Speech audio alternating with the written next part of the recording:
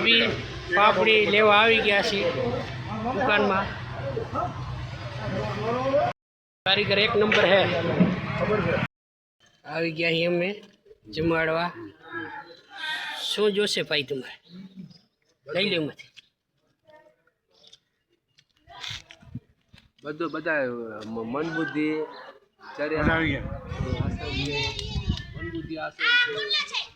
મન બુદ્ધિ આશ્રમમાં આવી ગયા છીએ જમાડવા જલેબી ગાંઠિયા।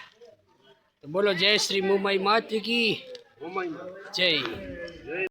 અમે આવી ગયા અશોકભાઈ મહારાજ કને જલેબી ગાંઠિયા લઈને। બોલો મહારાજ। મિત્રો જય સિયારામ। આપણે સમજીભાઈ પવન વેલ્ડિંગમાંથી આવી ગયા છે મનબુદ્ધિ આશ્રમમાં નાસ્તો કરાવવા દિવ્યાંગ બાળકોને।